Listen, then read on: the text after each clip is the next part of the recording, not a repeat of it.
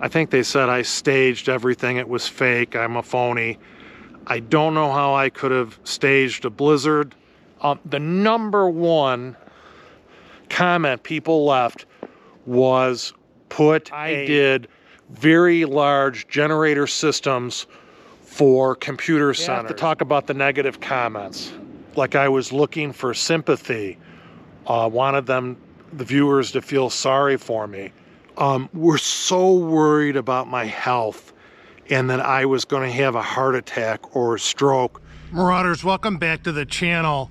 The blizzard videos, no doubt, were very popular on my channel, and there were just hundreds and hundreds of questions. I might be up to over 1,000 questions on the blizzard videos I did, which was a blizzard that hit during Christmas in Western New York. 75 miles per hour wind gust. My area, I believe, had over 6 feet of snow. That snowfall pushed Buffalo over 100 inches for the year, a weatherman stated. But I wanted to go through and do a debriefing video on each one of those general topics. And today I wanted to start with the generator video, shoveling out the generator, because I had so many comments and recommendations from viewers on how to prevent shoveling out the generator, or how I should have prepared. Some of them were very good, but I want to discuss them because I think some viewers don't know what an automatic home generator is or how it functions, or really the design of it. So I'm going to go over the general design of my Generac home generator, and I'm going to go through the top comments that viewers made on how to correct the generator issue, how to prevent shoveling it during a heavy snowstorm. I wanted to show you just a glimpse of my property and the surrounding property and how Mother Nature is just so powerful. The pond, we've had temperatures for the last 3 weeks, this is January 15th, above freezing. Most of the time I think it's been 35 to 45 degrees after the blizzard, and it melted all that snow in areas like my porch. It was over 7 feet, you know, on the side of my house it was about 5 feet, and all that snow melted, a majority of it in the first week of those temperatures. And I showed you a video with some of the flooding, and it's just remarkable that the flooding wasn't much worse for our area than it was. Okay, a quick look at the pad mount generator. I call it a pad mount generator, but that's what we used to call them commercially when we used to install these systems. But it's a backup generator, or it's an automatic home generator. I know that's how Generac refers to it. So the first video I posted was on the Friday before Christmas Eve when the storm hit, and this generator runs, it does its test cycle 7 a.m. on Saturday. So I came out here at night, pretty dramatic video at times. I came out here at night to clear the vent areas of the generator, so when it test started Saturday morning at 7 o'clock, that it would be not ingest snow and would be able to do its test run without damaging the video. I saw a video on GP Outdoors, I believe is the channel, where he did not shovel out a similar generator, and the intake on the generator, I believe, took in snow, created a compression issue, whether it did it through the top end of the engine or the low end of the engine, and somehow out of the a dipstick tube, I believe, or the vent on the engine, it spewed oil all over the inside. So since I've watched that video, I'm very cognizant now of shoveling out my generator. Now, please understand, I've had a generator for 19 years, my original Generac generator. 19 years, I never shoveled that generator out, never had a problem ingesting snow into the intake manifold. on the generator. I'm sure it blew snow inside the generator air compartment. My brother now has that generator. He's using it, still has no issues. So that blizzard was maybe the first and second time I've ever had to shovel out a generator that had snow on it, and it was being done as preventative maintenance. So a lot of people say I wasn't prepared for the blizzard. I should have been better prepared. I never had to shovel out the generator before, and even though I didn't in previous years, it still was not an issue. But that's a fair comment. I get it. Let me show you how the generator functions as far as moving air through it to cool it and as an intake. This is pretty, I love this. You can see this 700, 800 feet from that light. From the back of my very most property, I can look up and see this light on this generator. Great to see it from my den window. Okay, so these vents take in fresh air. They take in fresh air to cool the generator, the actual engine itself. It's an air-cooled engine, like an early airplane engine or a Volkswagen VW, the original Beetle engine. Takes in air, cold air from this side to cool the engine, and it also takes in fresh air like most combustion engines do, all combustion engines do, to mix with fuel and go into the combustion chamber on the engine, the cylinder, ignite it in order to run the engine. It comes in through this side of the generator, goes through the generator. Let's open this.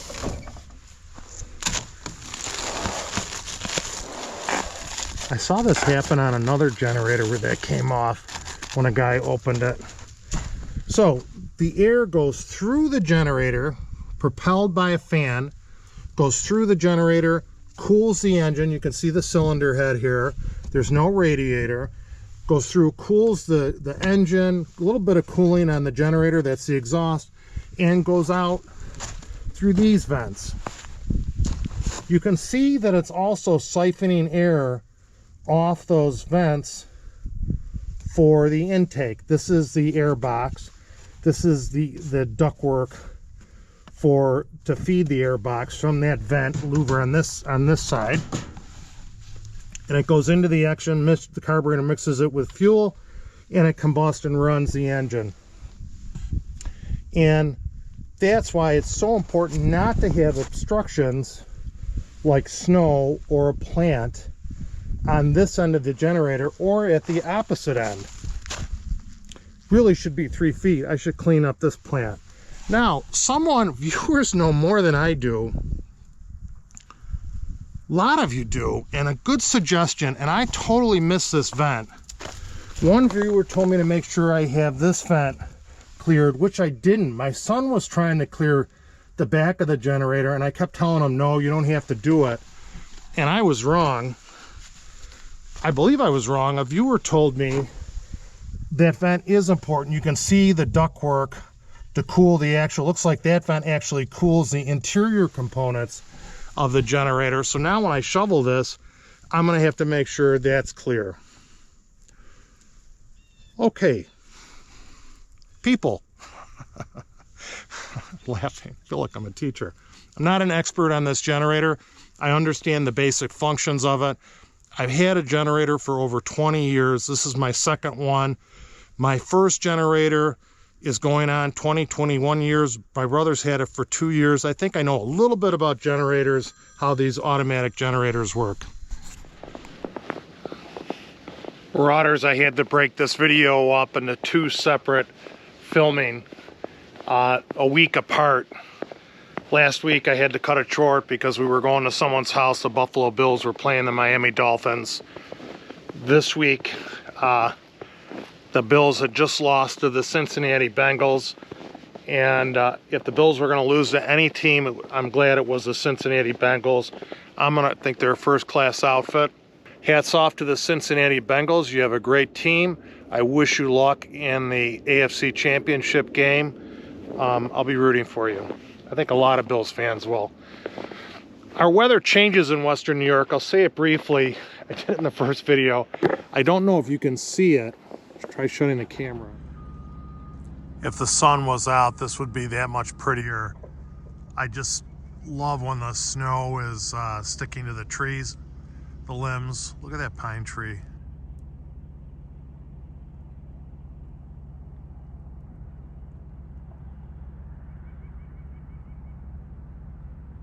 Looks great from my second floor window. Just wanted to give you a glimpse. Winter can be beautiful in Western New York. We've had just crazy warm weather for almost the last month since that Christmas storm. I'd like to talk through, I'm going to save the negative comments for last. Let's save the negative comments for last, which I really think are negative. But I'll go through some of the suggestions and my evaluation of those suggestions. And you can comment and give your opinion, please. I'll start with the least frequent suggestion, and that would have to be a heating pad, which is something I thought of. Instead of at the base of the machine, it has a concrete pad that's not heated. Getting an oversized pad that maybe has a thermostat connected to it, and when it gets really cold, it will put some heat into that pad and heat it and melt the snow. Now, that's probably my least favorite option, but it's still on the table. I'm not even sure if they make a pad for these generators that will do that, but heated sidewalks and heated driveways are becoming, they're being used more and more in Western New York, and they really do work. They melt the snow, volumes of snow. You don't have to plow your driveway typically if it's heated. Well, now there's a cost to heat that pad, which I think is a big negative, but that's an option. Second from the bottom, most suggested, was building an awning over the top of the generator and have it open around it, but have an awning. I don't think that's a bad idea. In fact, I may give that some more consideration. I think aesthetically, though, if you can see the front of my house, part of the thing that I like about these generators is that they're small and they're low. In fact, I think a lot of people like that. They're low to the ground, they're not obtrusive, and I think just adding a shed roof off the side will take away the looks from my house. And in a blowing storm, I don't know how much that's going to help keep the snow away from those air intakes. I'll stay out here. Another suggestion was, probably third lowest on the list, was putting a snow fence around the generator or this area of my house, which I didn't like that idea at all when it was first suggested, because how is the snow fence going to look in the front and side of my house, which is really the street. That's the street right there. And then all my utilities, and please, not a bad idea, probably a good idea. All my utilities run through here, electric, gas, cable, constantly. Years ago, they were cutting my cable line when they do my shrub beds. Water, I wouldn't get deep. Sewer is over here. So I don't want to be pounding fence stakes around this area and have a possibility of it puncturing a gas line or an electric line or cable, and creates a bigger problem than the snow was. So I'm still thinking about that. Another drawback to it is sometimes in Western New York, we get feet of snow and there's no wind. So then the snow fence is really designed for blowing snow. And by the way, more often than not, we get feet of snow without any wind. Like tonight, we got 3 inches, 4 inches in the last, look, we got 3 or 4 inches of snow today, and there was almost no wind. I have the wind control off on the GoPro. That's how little wind we've had. So that is Still getting some consideration, but unlikely. The number one comment people left was put a shed or a box over the generator. The most popular suggestion people gave me, commented and gave me that suggestion. It is my least favorite option, and that was the most suggested, was enclosing the generator. Years ago, when I first started off in this business after graduating from college, I did very large generator systems for computer centers. And these generator systems would have 2, 3, 3 was probably the tops, very large diesel engines from Cummins or Caterpillar, producing hundreds and hundreds of horsepower that went in large metal buildings. Let's say a metal building with a 20-foot eave, maybe 50 feet wide by 100 feet long, would house these generators, and they would have louvers on the outside that would, when the generator was going to kick on, the louvers would open to let air in on one side, and on the opposite side, the louver would open to let air out. They'd also have giant fans to pull the air into the generator room, and fans sometimes to suck the air out of the generator to keep it cool. Very complex systems. Not only that, but they had battery cells that were back up and all sorts of switchgear. So I have some knowledge on enclosing generators. That generator is always enclosed. Always, always enclosed. It was designed to be left outside. It's designed to be automatic. When the power goes out, it will kick on. I do maintenance on it once a year. I have an app on my phone that if I need to do maintenance more than once a year, I can do that. It's very self-sufficient, other than the shoveling that snow and doing the yearly maintenance on it. It's meant to stay outside. If I enclose that in a shelter or a box, and I think when the people say that, they want me to put the louvers up high above the snow, which in this case would have been above 4 feet, maybe even 5 feet. That disrupts the airflow. It's not as efficient. That air is going to have to come in to the shed, generator shed high. Then the generator is going to have to suck it down low to pull it through the generator mechanism. And then it's going to have to blow it up high to exhaust it. It's not that simple. In reality, I would have to have louvers that were actuated to open up to allow air to come into it, and then possibly even ducting the air down to the intakes on that generator, and then ducting them out of the exhaust side of the generator and another louver that would open. Even if I didn't go with the actuated louvers, I think it would still need to be ducted. I think if it wasn't ducted to the inlets on the generator box, that fresh air would get mixed up with hot air that's being exhausted. It would swirl around in that compartment, and the generator would be running at much higher temperatures, I believe, than it was designed for. Now, I could possibly raise the generator up 4 or 5 feet so it's in line with that louvers. I just don't think it's a good scenario. It's not as simple as people think, and it's not going to operate efficiently. And I think the generator is going to run hotter and probably shorten the life of the generator. That was the most suggested comment to enclose it, and I just don't think it's a reality for a already enclosed generator that's meant to be outside and is very self-sufficient on its own. Okay.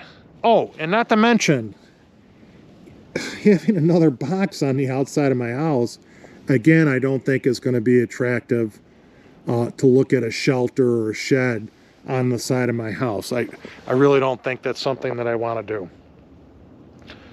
Also was suggested, which was my first consideration, and I'm sorry, it was probably The second most suggested was to raise the generator on a platform.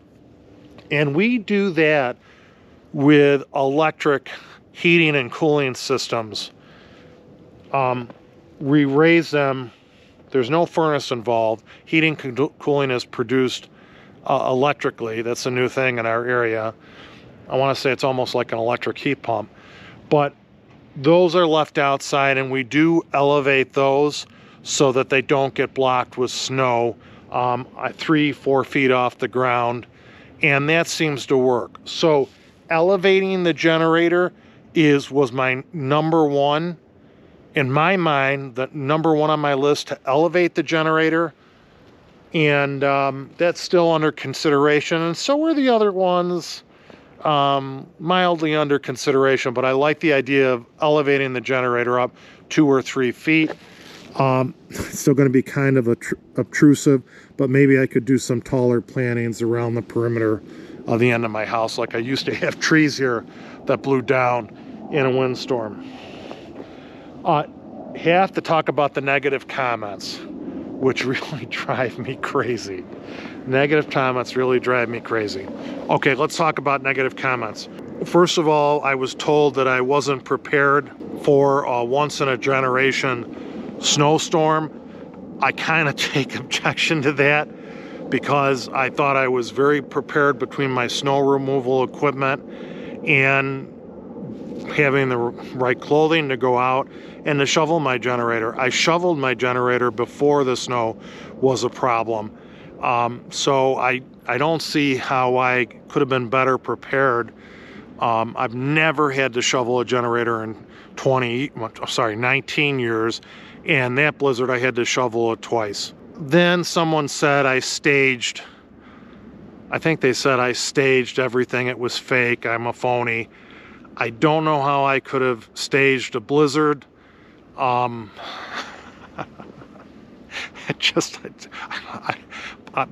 snow was real. I didn't stage a blizzard. I don't have snowmaking equipment. There's no way that I could stage the blower. If you looked at the Friday night, the Christmas Eve shoveling where I did it at night, where a wind gust, 75-mile-an-hour wind gust almost knocked me over. I didn't have a giant fan out here producing that. Not sure how I could have staged that. But again, that's some of the comments I got. So I did not stage the snowstorm and blizzard. I think they possibly may have been alluding to on my second shoveling the video when I did not have heat. I did not have hot water, that I had staged something on that video, and the snow was even taller. I think it was almost 6 feet on the side of the house, at least 5 feet. You can look at the thumbnail on it. If I'm 6'3", I think the snow was up to here at a point when I was working my way around the house. The generator does its test run at 7 o'clock in the morning. Was that Christmas Day? That might have been Christmas Day when we were shoveling that. I can't remember. In the morning at like 5 o'clock in the morning, I set on my phone app, I set that generator up to start at 10. And I wanted to make sure it ran. So I did change the test running of the generator from 7 o'clock in the morning to 10 o'clock. And I was able to, it worked out fine. And I wanted to see it run. That's why I brought the Ranger out. I don't know if that was such a good idea. It barely got to that point and then kind of got stuck getting out of that area. But I did get it out with ease, just a little rocking back and forth, shifting the transmission forward and back. I don't know if I would do that again, but I did wait in the generator, in the Ranger, to get warm, and I did video the test running of that generator. And this one starts a little slower than my old one. It does run strong, but it just starts a little slower. I'm not sure if that's newfangled electronics that they've added to it or what. So the only thing that I staged was I moved the test run of the generator back from 7 to 10 because I didn't want it to run and ingest snow before I shoveled it, and then I wanted to make sure that it did run. Many of you, another negative comment.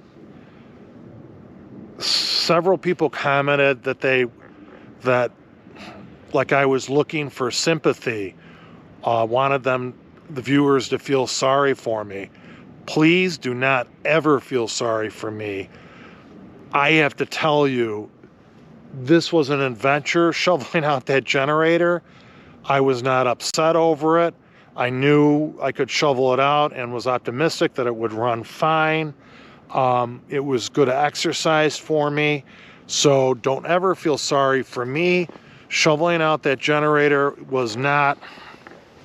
I'm gonna change arms, I've got sore holding this camera up.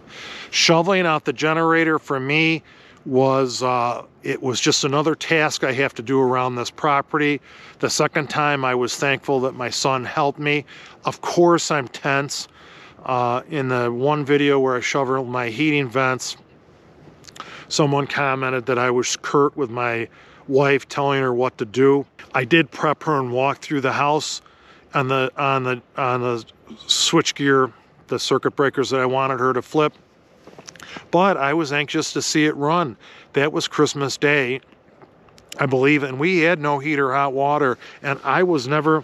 Another case, I'll do a separate video on the no heat and hot water system shoveling. That was another case where I've never had to do that in high efficiency heating systems that I've had over 35 years. In another house, I've never had to shovel them, the vents on them, and they were even lower than what's in this house. I'm not looking for your sympathy. I tell you things because this is Marauder Michelli's channel. I know the equipment is the star of the channel, but really it's what I do, the activities I do. That's why I tell you about my knee or my diabetes. Don't ever feel sorry for me. I'm very fortunate and blessed. I'm surrounded with a great wife and children and siblings and employees and great neighbors in this neighborhood. I don't ever want you to feel sorry for me. I'm just filling you in on what I'm struggling through life with. And I shouldn't say struggle, but coping with in my life. And because almost all of you, 80% of you, are around my age. And you're probably going through the same thing, and I appreciate your support. Clothing was another. I was criticized that I had jeans on and wasn't dressed appropriately. I should have had snow pants on, and some criticism over that. That's fair game, no doubt. But I wore long underwear every day of that storm. I have excellent off-road riding snow pants, several pairs I believe that I could have put on if I felt that I needed them for warmth. I absolutely didn't. I really was never cold. I had long underwear on, jeans, thick socks, 3 layers on my upper body, plus I can't remember what jacket I wore in that video, a very warm hat, and my gloves were heated. So I was not cold at all. Thank you for worrying about it. The jeans were just fine. I hate taking snow pants on and off. It's just so... I feel like that kid in Christmas Stories. You know, it's like Gumby. I can't move in the darn things. So thank you. I could have wore better snow gear. I have it. I just chose not to, but I was warm. I must really look like I'm a heart attack waiting to happen. I lost 90 pounds. I gave 20 of it back. I got to lose that 20 and some more. Many of you so wonderfully were worried. And I had my house in the background so you don't have to look at my ugly face. We're so worried about my health and that I was going to have a heart attack or a stroke when I was doing that shoveling. And you guys are just awesome. Sincere concern for my health that I was going to have a stroke or a heart attack. Now, I know I'm not a good looking guy, and I'm, let's say, on the thick side, overweight, and I'm 57, going to be 58 very soon. But I can tell you at no time, and I have diabetes and only one knee, at no time was I short of breath or having any type of chest pains or concern that I was going to have a heart attack. At no point did I feel that way. So thank you. You're beautiful people. My viewers are the best. Thank you for being concerned. I had no medical issues through the entire storm. Actually, my knee was better than ever. I tell you, for 3 days, I didn't even feel like I had a knee problem. So I went through the storm health-wise extremely well. My blood sugar was in good shape. No chest pains or stroke or anything. And my son really stepped up his game and was helping me shovel around the house. Actually, he took over shoveling the generator and the hot water system and heating vents for the rest of the storm. That was his job, and he woke up early in the morning and went out and did it without even being asked, and then he would shovel around my garage doors while he had to do my snow blowing. I think that's it, Marauders. I think I covered everything that I needed to cover. I will be doing a debriefing video on the hot water system and the heater shoveling.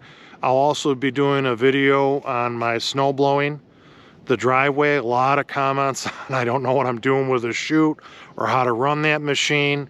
Some of them were very critical, some of them were nasty, but all is fair game. I'll try to explain that. And then what else do I want to do? Oh, Neighborhood Hero is also been a very popular video during these winter months. I will be doing a debriefing video on my Neighborhood Hero videos. Just so you know, I'm not the Neighborhood Hero. I say it in the title, and also I say it in the video. Some of you might think it's silly. Really, the tractor was a year ago, and the Bobcat with the snowblower is this year. Sure, I'm a nice guy. I'm helping my neighbors. I get that. And I appreciate all the accolades. I would never call myself a hero. I'm not that, would the word be narcissist or self-centered? I don't feel that way at all. So that is not the intent of that videos. I think my intent is, number one, to share something that I have that not a lot of people in my neighborhood or no one in my neighborhood has. And it's a machine that I can share and make someone's life in my neighborhood a little easier. I wish in the future I can go share it beyond my neighborhood, and maybe I can if the channel continues to do well, or when I retire if I have no channel. Maybe I'll be able to transport a machine or maybe another machine where I can help out people in other neighborhoods, especially the less fortunate. So I'll be doing a debriefing video on that. I think I covered everything, Marauders.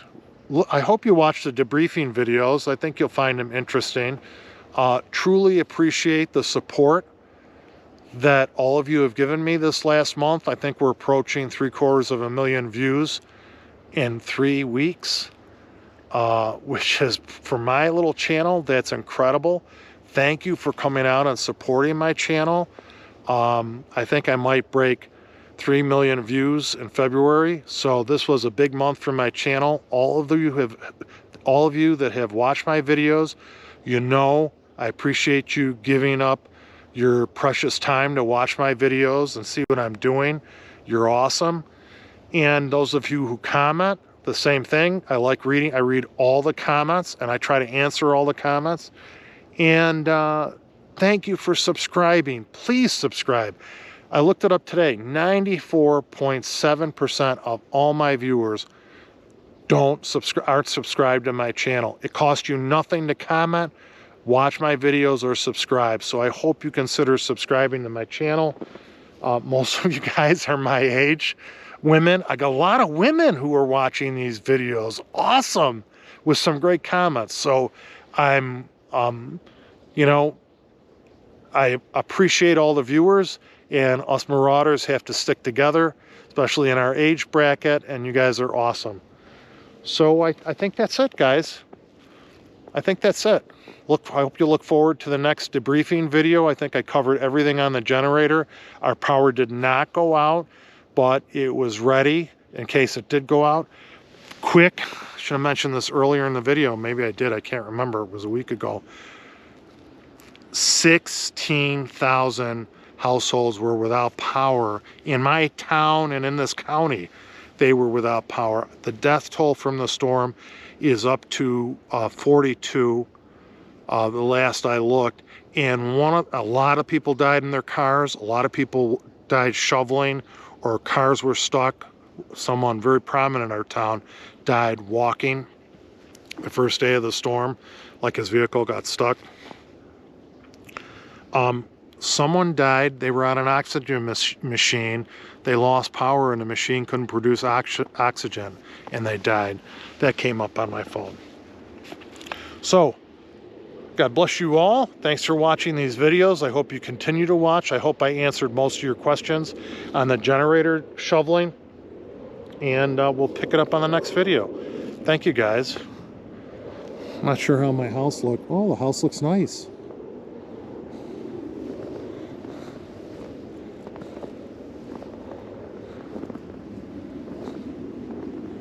Maybe it looks pretty. I don't think you can see it. It's too dark. Wow, the house looks great. I have goose that are going by my pond. I don't like it. I'm chasing geese away from my pond.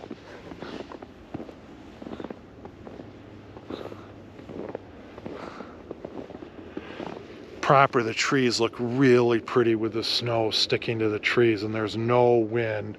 It's a pretty little snowfall, which is typical what we get in Western New York. Blizzards are not typical, although we do get them, I don't know if once a year, once every 5 years, but that one was, that was a doozy. Thank you, everyone. God bless.